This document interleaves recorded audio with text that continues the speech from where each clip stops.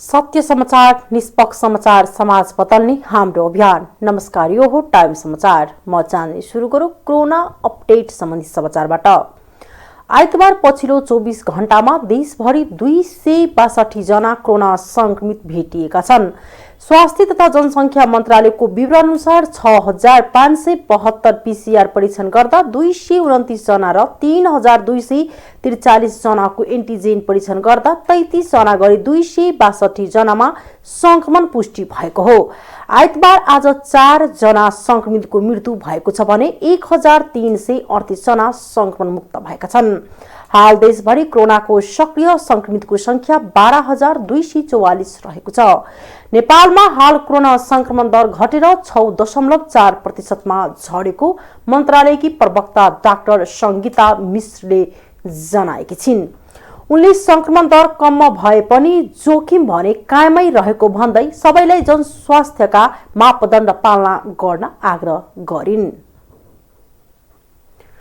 धनुषाको एक माध्यमिक विद्यालयमा करोडौं रकम अनियमितता गरेको पाएको छ। स्थानीय एक जनप्रतिनिधिको मिली भगतमा विद्यालयका प्रधानाध्यापकले अनियमितता गरेको देखिएको हो। धनुषाको औरी गाउँपालिका वडा नम्बर 2 स्थित प्रवाहमा रहेको श्री माध्यमिक विद्यालयमा करोडौं रकमको अनियमितता भएको पाएको हो। सो विद्यालयको सम्पत्तिबाट उठेको आमदानीबाट औरी गाउँपालिकाको वडा नम्बर 2 का वडाध्यक्ष अमित यादव र विद्यालयको तत्कालीन प्रधानाध्यापक कार्य यादवको मिली भगतमा करोडौंको रकम चलन भएको पाएको हो। श्रीमावि प्रवाह देउरीको स्वामित्वमा रहेको पोखरीहरू, हाट बजार, सटर लगायतका विभिन्न शीर्षकमा हुँदै आएको आमदानीबाट आर्थिक वर्ष 2075-76 मा 1,14,60,509 रुपैयाँ भन्दा बढीको अनियमितता भएको पाएको छ। सो विद्यालयको आमदानी रकममा अपचलन गरेपछि आफू फस्ने डरले तत्कालीन प्रधानाध्यापक कार्य यादवले सर्वा गराई अन्यन्त्र गएका छन्। विद्यालयमा करोडौंको रुपैयाँको अपचलन भएपछि पटक पटक औरी गाउँपालिकाको विद्यालयमा भएको अनियमितताको विषयमा छानबिनका लागि पटक पटक अख्तियार दुरुपयोग अनुसन्धान आयोगले पत्र समेत काट्दै आइरहेको छ। तर अख्तियारको सो पत्रलाई विद्यालय प्रशासन र गाउँपालिकाको कार्यपालिका प्रशासनले पनि बेवास्ता गर्दै आइरहेको पाएको छ। अख्तियारले सो विद्यालयमा भएको भ्रष्टाचारको विषयमा छानबिनका लागि 2077 फाल्गुन 14 मा गाउँपालिकालाई पत्र काटेको थियो।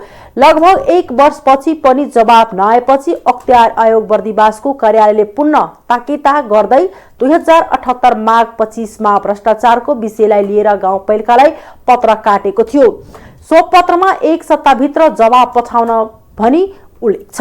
अख्तियारको गाउँपालिकालाई काटेको पत्रमा 2075 क्षेत्रदेखि हालसम्म कुन प्रक्रियाबाट विद्यालयको पोखरीहरू, सटरहरू ठेक्का लगाएको हो, सोको प्रमाणित विवरण, आमदानी, विद्यालयको खातामा जम्मा भएको भरपाई, बैंक स्टेटमेन्ट, आमदानीबाट खर्च भएको भए खर्चको विवरण, कुन कुन शीर्षकमा खर्च भएको छ, सोको विवरण, लेखा परीक्षण, सामाजिक लेखा परीक्षण आदि उपलब्ध गराउन भनेको छ। अख्तियारको पछिल्लो पत्र प्राप्त गरेको 2 सप्ताहपछि औरी गाउँपालिकाका प्रशासकीय अधिकृत अशोक यादवले अख्तियारलाई जवाब दिनका लागि पत्र पठाउने जनाएका छन्। धनुषामा मोटरसाइकल दुर्घटनामा परि 1 जनाको ज्यान गएको छ, 1 जना घाइते भएका छन्। धनुषा धाम नगरपालिका 6 बालटोलका 42 वर्षीय राम बहादुर गोली मगरको मृत्यु भएको इलाका प्रहरी कार्यालय ढल्केबरले जनाएको छ। शनिबार साँझ पूर्व पश्चिम लोकमार्ग अन्तर्गत धनुषा धाम नगरपालिका 6 बालटोल स्थित पश्चिमबाट पूर्वतर्फ जाँदै गरेको 74P7539 नम्बरको मोटरसाइकल र विपरीत दिशाबाट आउँदै गरेको J12P1672 नम्बरको मोटरसाइकल एक आपसमा ठोकिँदा दुर्घटना भएको इलाका प्रहरी कार्यालय ढल्केबरका प्रहरी निरीक्षक प्रदीप सुवेदीले जानकारी दिए। दुर्घटनामा परेर गम्भीर घाइते भएका मगरको धनुषाको लालगढ स्थित मोडेल हस्पिटलमा उपचारको क्रममा मृत्यु भएको हो। दुर्घटनामा अर्का गम्भीर घाइते 74P7539 नम्बरको मोटरसाइकल चालक सिराको कर्जना नगरपालिका 5 बस्ने 24 वर्षीय अभिषेक घिमिरेको मोडेल हस्पिटलमै उपचार भइरहेको प्रहरी निरीक्षक सुवेदीले बताए। घटनाबारे थप अनुसन्धान भइरहेको इलाका प्रहरी कार्यालय ढल्केबरले जनाएको छ। सर्लाहीमा स्कुलको कम्प्युटर ल्याबमा आगलगी हुँदा लाखौंको क्षति भएको छ। जिल्लाको बसबरिया गाउँपालिका वडा नम्बर 4 धनगढा स्थित रहेको श्री पञ्चायत आदर्श माध्यमिक विद्यालयको 2 तले भवनको कम्प्युटर कोठामा आगलगी हुँदा लाखौंको क्षति भएको जिल्ला प्रहरी कार्यालय सर्लाहीले जनाएको छ। शनिबार साँझ स्कुलको कम्प्युटर कोठामा अचानक विद्युतीय सर्ट भई आगलगी हुँदा कम्प्युटर, सीसीटीभी, डिस्प्ले लगायतका विद्युतीय सामग्री जलेर नष्ट भएको प्रहरी निरीक्षक कृष्ण गिरीले जानकारी दिए। आगलागीबाट 24 वटा कम्प्युटर, मोनिटर, एउटा सीसीटीभी डिस्प्ले, ब्याट्रीको क्वेनेट 1, ब्याट्रीको यूपीएस 1, राउटर 1, एलईडी र 1 वटा गरी करिब 2 लाख बराबरको क्षति भएको जिल्ला प्रहरी कार्यालय सर्लाहीले जनाएको छ। सरकारले प्रतिनिधि सभा बैठकमा अमेरिकी सहायता परियोजना एमसीसी टेबल गरेको छ। अर्थमन्त्री जनार्दन शर्माका तर्फबाट सञ्चार मन्त्री ज्ञानेन्द्र बहादुर कार्कीले सदनमा एमसीसी सम्झौता प्रस्ताव पेश गरेका हुन्। एमसीसीमा अब पक्ष र विपक्षमा छलफल भई अनुमोदनका लागि निर्णयार्थ पेश गरिनेछ। एमाले सहित नेकपा माओवादी, नेकपा एकीकृत समाजवादी, जनमोर्चा र नेपाल मजदुर किसान पार्टीले पनि संसदमा नाराबाजी गरिरहेका छन्। प्रमुख प्रतिपक्षी नेकपा एमालेका सांसदको विरोध तथा सत्ता साझेदार नेकपा माओवादी केन्द्र, नेकपा एकीकृत समाजवादीका सांसदको असहमतिका बीच सरकारका तर्फबाट सदनमा उक्त सम्झौता पेश भएको हो। संसद प्रतिनिधित्व गर्ने दलहरूबीच सहमति हुन नसक्दा संसद सचिवालयमा दर्ता भए पनि सो सम्झौता संसद टेबुल हुन सकेको थिएन। एमसीसी सम्झौतालाई टेबुल गर्न सत्ता साझेदार दलहरू आज मात्रै सहमतिमा पुगेका थिए। एमसीसी सम्झौता संसद टेबुल गर्न सत्ता गठबन्धनका दलहरूबीच सहमति भएपछि कार्यव्यवस्था समितिको बैठकले त्यसलाई अगाडि बढाउने निर्णय गरेको हो। सम्मानित सदन समक्ष प्रस्ताव पेश गर्नुभएको माननीय सदस्यहरूलाई विदितै हुनुपर्दछ। साथै माननीय सदस्यहरूले यस विषयमा अध्ययन गरी विभिन्न समयमा आफ्नो भनाइ राख्दै आउनुभएको छ। सरकार अविच्छिन्न उत्तराधिकारीवाला संस्थाको रूपमा रहने भएको हुँदा नेपाल सरकारले विगतमा गरेका कुनै पनि निर्णयको पालना गराउनु र निष्कर्षमा पुर्याउने दायित्व वर्तमान सरकारको हुने यथार्थलाई मनन गरी नेपालको संविधानको सर्वोच्चता, सर्वोपरिता, सम्झौताको कुनै व्यवस्था र शर्तभन्दा माथि रहेको स्पष्ट हुँदै नेपालको सार्वभौम सत्ता, स्वतन्त्रता, स्वाधीनताको अक्षुण्ण र उल्लङ्घनीय रहेको राष्ट्रिय प्रतिबद्धता प्रकट गर्दै संयुक्त राष्ट्र सङ्घको बडापत्र, असंलग्न पञ्चशीलको सिद्धान्त, अन्तर्राष्ट्रिय कानुन र विश्व शान्तिको मान्यता अनुसार कुनै सैन्य सङ्गठनमा सामेल नहुने नेपालको परराष्ट्र नीतिको परम्परालाई आत्मसात गर्दै उक्त प्रस्ताव अनुमोदन गरिदिनु हुन म यस सम्मानित सदन समक्ष प्रस्ताव गर्दछु। सम्माननीय सभामुख महोदय, यो प्रस्ताव अमेरिकी सहयोग निकाय एमसीसीले नेपाल सरकारलाई 400 केबी क्षमताको विद्युत प्रसारण लाइन निर्माण र देशका विभिन्न स्थानमा सडक खण्डहरूको मर्मत सम्मारका लागि अमेरिकी डलर 500 मिलियन अमेरिकी डलर अनुदान सहायताको रूपमा उपलब्ध गराउने विषयसँग सम्बन्धित छ। अन्तमा सभामुख महोदयको अनुमतिले प्रतिनिधि सभा नियमावली 2075 को नियम 222 बमोजिम नेपाल सरकार र अमेरिकी सहयोग निकाय मिलेनियम च्यालेन्ज कर्पोरेसन एमसीसी बीच भएको अनुदान सहायता सम्झौता मिलेनियम च्यालेन्ज कम्प्याक्ट सदन समक्ष प्रस्तुत गर्दछु। धन्यवाद। तपाईँ धारामा जुन खालको व्यवस्था छ त्यसको प्रतिकूल पनि छ, त्यससँग मेल खाँदैन र सन्धि ऐन 2047 सालको चाहिँ प्रावधानसँग पनि मेल खाँदैन र यो चाहिँ आर्थिक सम्झौता सम्बन्धी विषयमा, आर्थिक अनुदान सम्बन्धी सम्झौता सम्बन्धी विषयमा सदनमा अनुमोदन गराउने खालको विगत कालको प्र्याक्टिस पनि छैन। विगत कालमा थुप्रै 50औँवटा चाहिँ आर्थिक सहायता सम्बन्धी सम्झौताहरू नेपाल सरकारले गरेको छ, तर कुनै पनि सदनमा टेबल गरेर कार्यान्वयन अनुमोदन गर्ने परम्परा छैन। त्यो परम्परा पनि प्रतिकूल छ। चौथो कुरा चाहिँ सम्झौतामा यो सदनमा टेबल गर्ने र अनुमोदन गर्ने भन्ने व्यवस्था पनि छैन। त्यसकारणले यस्तो अवस्थामा सदनमा जो चाहिँ आउने कुरा भएको छ, यो विषयमा राजनीतिक दलहरूको बिचमा यो कार्यसूची चढाउने विषयमा पनि, कार्यसूची टेबल गर्ने विषयमा पनि विगत कालको सामान्य मान्यताभन्दा फरक खालको विशिष्ट खालको विषय भएको हुनाले यसमा राष्ट्रिय सहमति जुट्नुपर्छ, दलहरूको बिचमा सहमति जुट्नुपर्छ भनेर भनेको सहमति जुट्न सकेको छैन।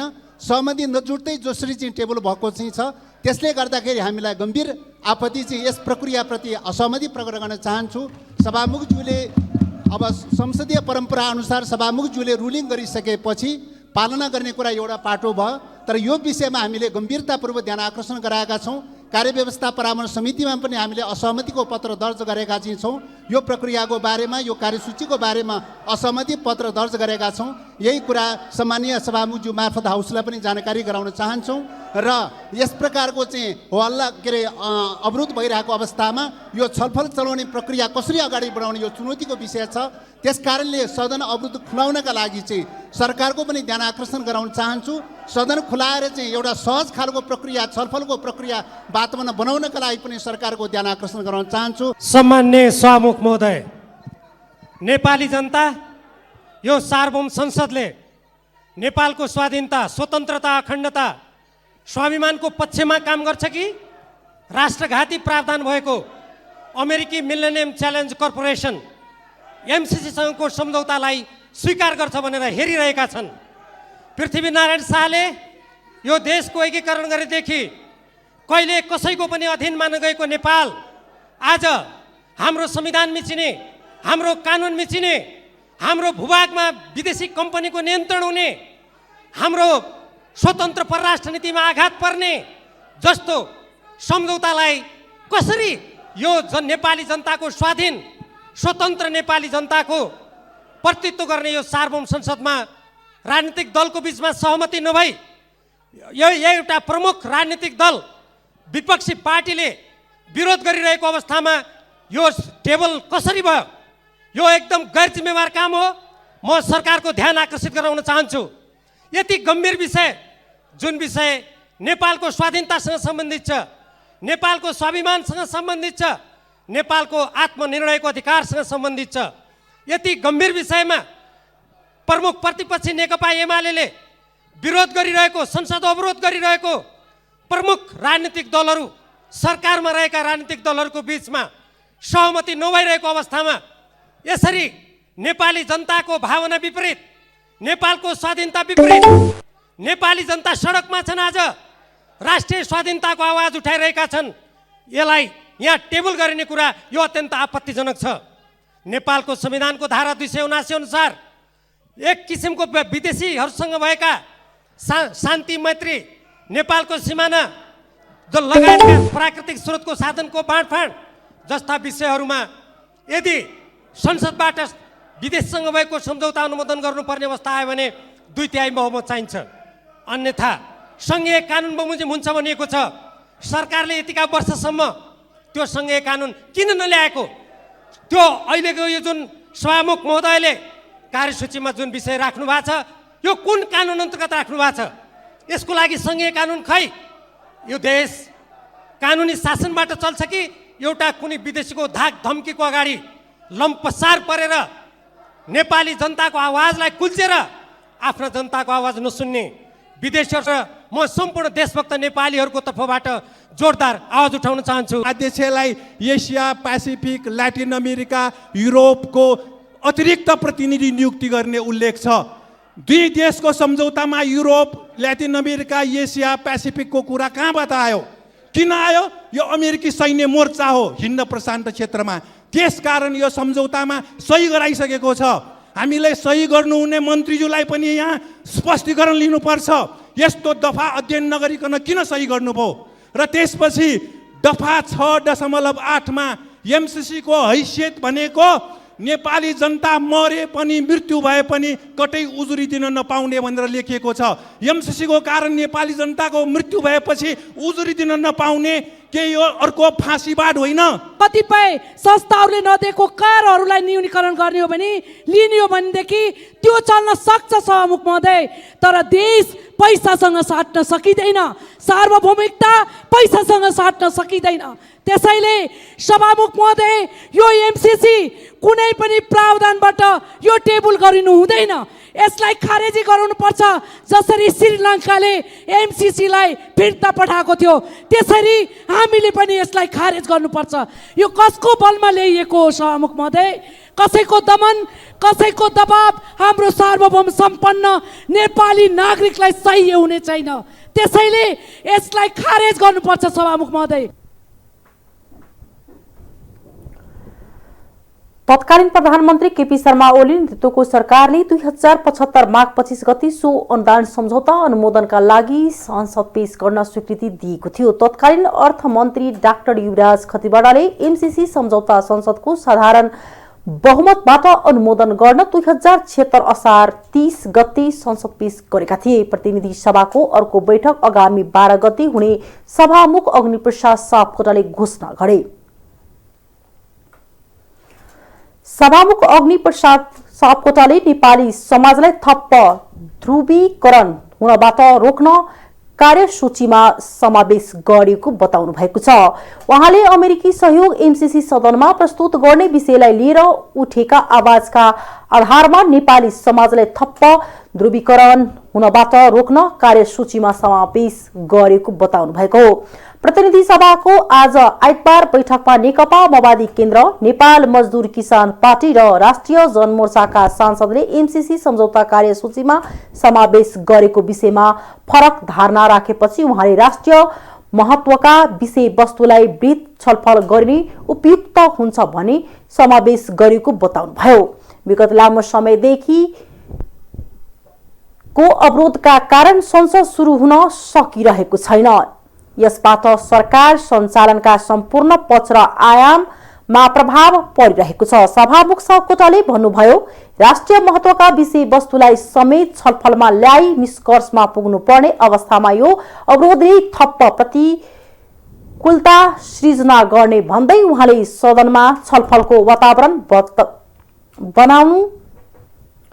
बनाउन सम्बन्ध सबैलाई सहयोगका लागि अपील गर्नुभयो। दलका शीर्ष नेता, सांसद, संविधानविद, कानूनीविद, सञ्चार माध्यम, बुद्धिजीवी एवं उपलब्धि प्रतिष्ठित व्यक्ति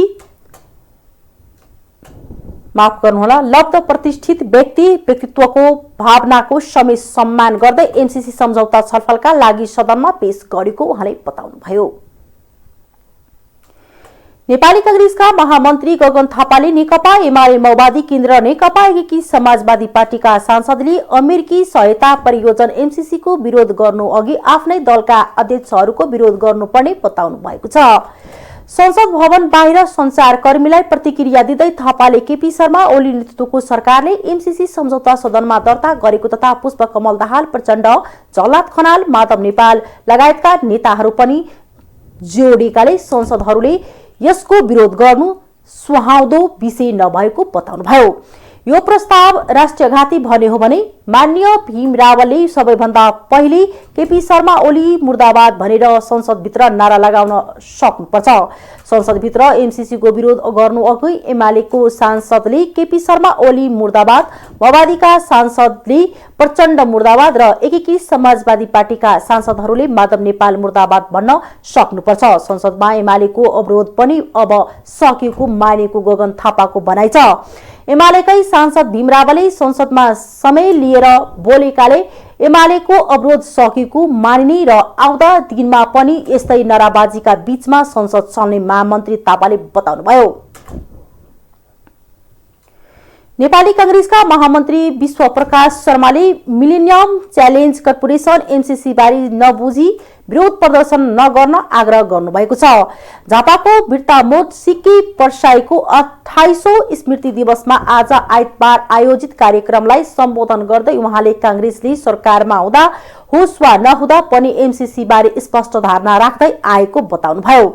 सिक्की चिन्तन प्रतिष्ठानले आयोजना गरेको कार्यक्रममा एमसीसीलाई अहिले राष्ट्रिय घातको रूपमा हेरे पनि 20 वर्षपछि राष्ट्रिय आम्दानीको दर्भिलो स्रोत हुने दावी गर्दै शर्माले भन्नुभयो, एमसीसीको सहयोगबाट बिजुली उत्पादन र ट्रान्समिसन लाइन बन्ने हो।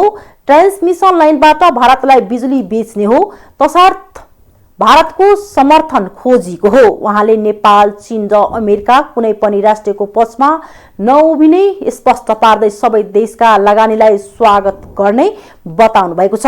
उहाँले सैन्य रणनीति बाहेकका सबै देशको सहयोग स्वीकार गर्ने स्पष्ट पार्नुभयो।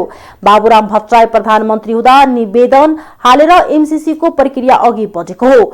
शर्माले भन्नुभयो, प्रक्रिया अघि बढाउँदा भीमरावल र नारायण काजी श्रेष्ठ पनि सरकारमा हुनुहुन्थ्यो। अहिले त्यसको विरोध किन? रावल र श्रेष्ठलाई म चुनौती दिन चाहन्छु। तपाईहरू सरकारमा हुँदा प्रक्रिया अघि नबढेको भए म पद त्याग्न तयार छु। तपाईहरू तयार हुनुहुन्छ? उहाँले देशको समृद्धि र विकासका लागि सिके प्रसाईको शालीनता र सिद्धान्तप्रतिको निष्ठालाई अवलम्बन गर्नुपर्नेमा जोड दिनुभयो। परराष्ट्र मन्त्रालय नेपालको सार्वभौमी संसद नै नेपालले लिने कुन विकास सहायता ठिक छ भनेर निर्णय गर्ने जनाएको छ। अमेरिकी सहायता परियोजना एमसीसी संसदमा टेबल भएपछि परराष्ट्र मन्त्रालयले आज आइतबार विज्ञप्ति निकालेर नेपालले अहिलेसम्म देश र नागरिकको आवश्यकता र देशको हितलाई आधार मानेर विदेशी सहायता लिइरहेको उल्लेख गरेको छ। एमसीसी तर्फ इंगित गर्दै मन्त्रालयले नेपालको राष्ट्रिय हित र प्राथमिकताका शर्तहरू हेरेर मात्रै सरकारले विकास सहायता स्वीकार गर्ने निर्णय गरेको र अब यसको छिनोफानो सार्वभौमसत्ता सम्पन्न संसदले नै गर्ने उल्लेख गरेको छ। नेपालले सधैँ स्वतन्त्र, सन्तुलित र असंलग्न परराष्ट्रको खोजी गर्दै आएको र यो नीति अनुसार आफ्नो राष्ट्रिय आवश्यकता र प्राथमिकता अनुसार विकास सहायताको उपयोग गरेको परराष्ट्रले जनाएको छ। मित्र देशका विकास सहायताले देशको पूर्वाधार निर्माणमा विकास सहायताले महत्वपूर्ण भूमिका खेलेको भन्दै सरकारले सहयोग गर्ने देशहरूलाई धन्यवाद दिएको छ।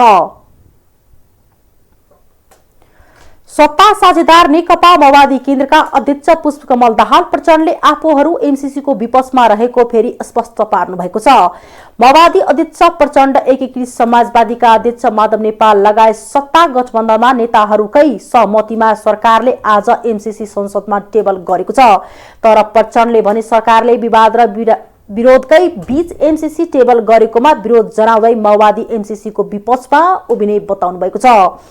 यस्तै उहाँले एमसीसी टेबल गर्न हुनु भन्दै प्रदर्शन गर्नेहरूमाथि प्रहरीले गरेको दमनको विरोध गर्दै घाइतेको स्वास्थ्य लाभको कामना गर्नुभएको छ।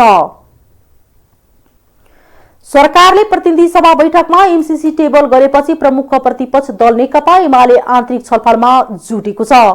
एमालेको संसद अवरोधकै बीच आइतबार सरकारले विवादित एमसीसी संसद बैठकमा पेश गरेपछि एमाले आन्तरिक छलफलमा जुटेको हो। आइतबारको संसद बैठक लाग्दै एमाले अध्यक्ष केपी शर्मा ओलीले पार्टीका शीर्ष नेतासँग आन्तरिक छलफलमा जुटेका हुन्। स्रोतका अनुसार अध्यक्ष ओलीसँगको छलफलमा नेताहरू ईश्वर पोखरेल, सुभाष नेवाङ, विष्णु पौडेल लगायत छन्। यसअघि एमसीसी बारे नेपालका राजनीतिक दलहरू विभाजित भएका बेला कुनै निर्णय गर्न नसकेको एमालेको संसदमा टेबल भएपछि मात्र आफ्नो पार्टीले धारणा बनाउने बताउँदै आएको थियो।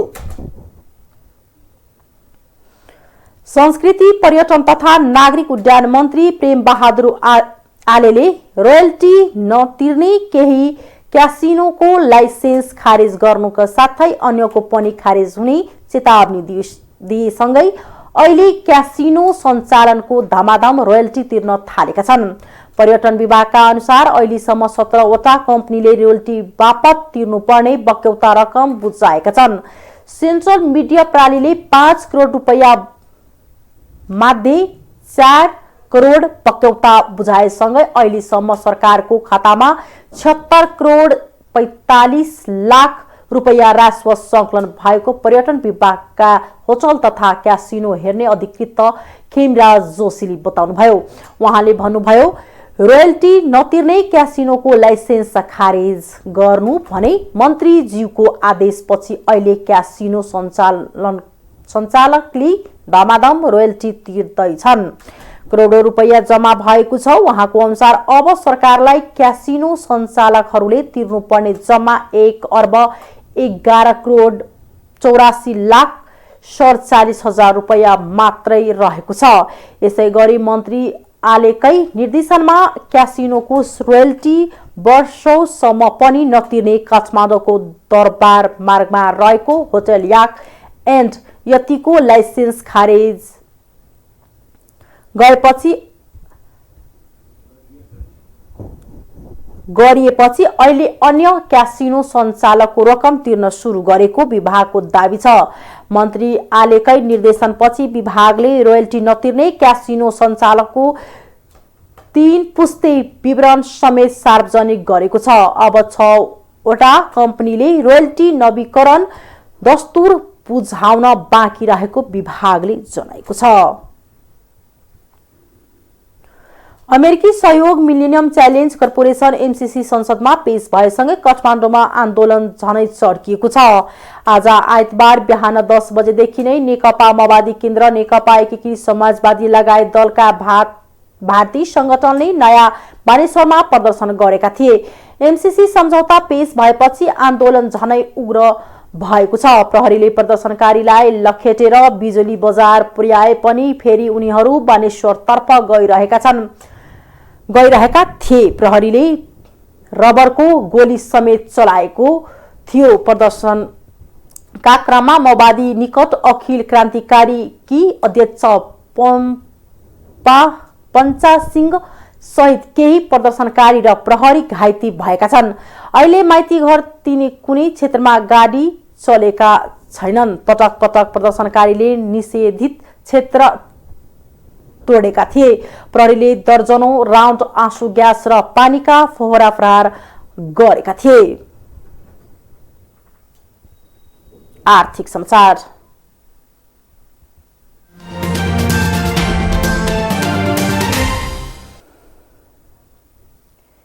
पेट्रोलियम पदार्थको फेरि मूल्यवृद्धि भएको छ। नेपाल आयल निगमले शनिबार राति 12 बजेदेखि लागू हुने गरी पेट्रोल, डिजल र मट्टीतेलको मूल्यमा प्रति लिटर 3 रुपैयाँले वृद्धि गरेको छ। यसैसँगै अब काठमाडौँ उपत्यकामा पेट्रोलको मूल्य प्रति लिटर 145 रुपैयाँ पुगेको छ। डिजेल र मट्टीतेलको मूल्य 128 रुपैयाँ पुगेको छ। यस्तै हवाई इन्धन र एलपी ग्यासको मूल्य भने यथावत राखिएको निगमका सहप्रवक्ता पुष्कर कार्कीले जनाएका छन्। मूल्य बढाउँदा पनि निगमलाई 15 दिनमै 2 अर्ब 15 करोड रुपैयाँ घटा यथावत नै रहेको कार्कीले बताए। यो मूल्य नबढाउँदा निगमलाई 15 दिनमा करिब 2 अर्ब 41 करोड घटा हुने स्थिति देखिएको थियो। यसअघि निगमले गत माघ 18 मूल्य बढाएर हालसम्मकै महँगो बनाएको थियो। त्यो रेकर्ड शनिबार फेरि तोडेको छ। सरकारले माघ महिनामा धितो पत्र बजारबाट रु 80 करोड 54 लाख भन्दा बढी पुँजीगत लाभ कर संकलन गरेको छ। CDS and clearing limited CDSC का अनुसार पुष महिनाको तुलनामा माघमा पुँजीगत लाभ कर 49.89% बढ्यो। पुष महिनामा रु 53 करोड 73 लाख भन्दा बढी पुँजीगत लाभ कर संकलन भएको थियो। धितो पत्र कारोबारमा नफा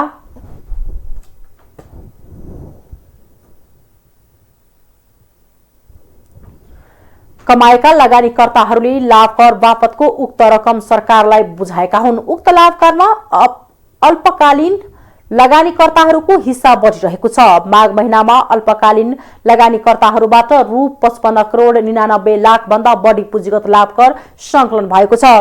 दीर्घकालीन लगानीकर्ताहरूबाट रु 24 करोड 54 लाख भन्दा बढी पुँजीगत लाभ कर संकलन भएको सीडीएससीले जानकारी दिएको छ।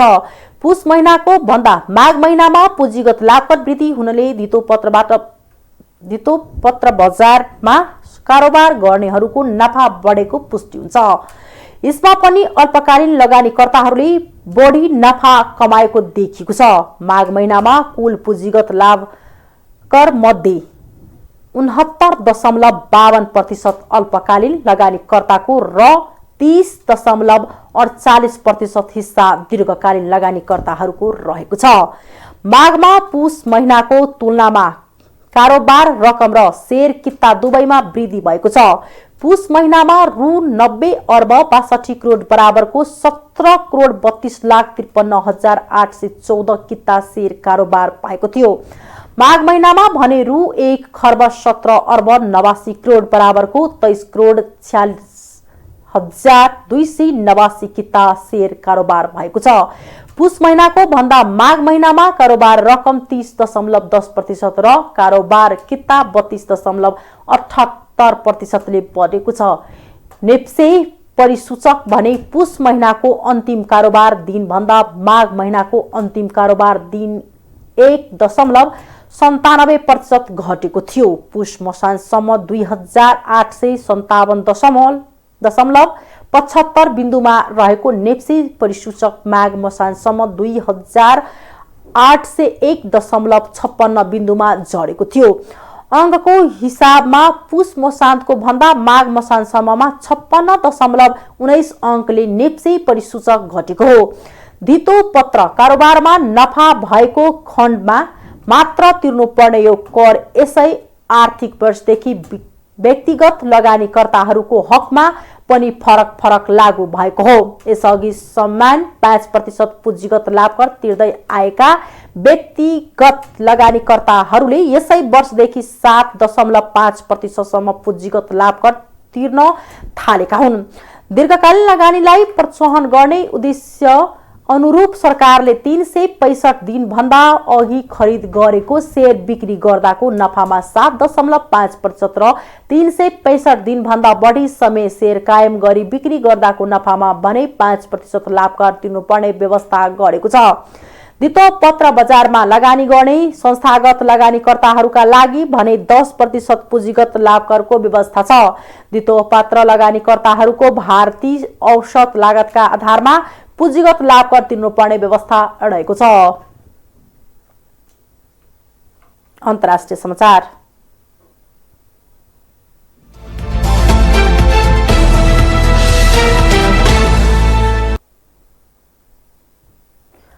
अफगानिस्तानलाई 5औं चरणको स्वास्थ्य सामग्री सहयोग उपलब्ध गराएको छ। भारतले थप 2.5 टन स्वास्थ्य सामग्री अफगानिस्तानलाई उपलब्ध गराएका समाचार संस्था ANI ले जनाएको छ। भारतले पठाएको सहयोग सामग्रीमा कपडा पनि समावेश गरिएको भारतको विदेश मन्त्रालयका प्रवक्ता अरिनन्दम बागाचीले जानकारी दिनुभएको ANI ले जनाएको छ। उहाँले चाँडै खाद्य सहयोग पनि पठाउने बताउनुभयो। अफगानिस्तानमा तालिबानले सत्ता कब्जा गरेपछि तालिबान सरकारले अन्तर्राष्ट्रिय मान्यता पाएको छैन, तर मानवीय सङ्कट बढ्दै गएपछि सहायता पठाउने क्रम चलिरहेको छ। भारतले अफगानिस्तानमा खाद्यान्न सहायता पनि पठाउन थालेको छ। अहिले अफगानिस्तानमा स्वास्थ्य सङ्कट बढ्नुको साथै खाद्य अभाव पनि चुलिएको बीबीसीले जनाएको छ। युनाइस आँधीका कारण युरोपमा कम्तीमा 13 जनाको ज्यान गएको छ। आँधीबाट बेलायत, आयरल्यान्ड, बेलायत, बेल्जियम, जर्मनी र पोल्यान्ड लगायत प्रभावित भएका छन्। आँधीले रुखहरू ढल्दा सडक बन्द बनेका छन्। आँधीका कारण विद्युतीय सेवा बन्द हुँदा झण्डै 10 लाख घर परिवार अन्धकारमा बस्न बाध्य छन्। विद्युतीय सेवालाई पहिलेकै अवस्थामा फर्काउन प्रयास भइरहेको बीबीसीले जनाएको छ। आँधीले सडक तथा रेलमार्ग अस्तव्यस्त भएका छन्। बेलायतमा धेरैजसो रेलमार्ग बन्द भएका छन्। युरोपमा यो हप्ता असर गर्ने युनाइस दोस्रो पटक नाम राखिएको आँधी हो। पहिलो आँधीले जर्मनी र पोल्यान्डमा कम्तीमा 5 जनाको ज्यान गएको थियो। सन् 1987 मा बेलायत र उत्तरी फ्रान्समा आएको शक्तिशाली आँधीपछि अहिलेको आँधीलाई युरोपको सबै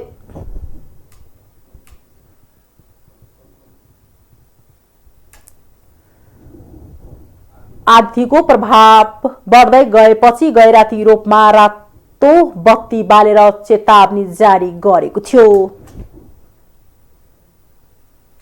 खेलकुद समाचार।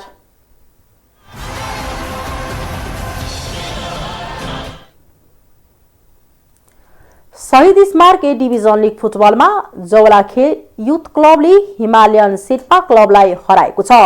काठमाडौँको त्रिपुरेश्वरमा रहेको 10 रङशालामा आज आइतबार भएको खेलमा जौलाखेलले हिमालयनलाई 2-1 गोलले हराएको हो। जितसँगै जौलाखेल रेलिगेसनमा पर्ने सम्भावना लगभग टडेको छ।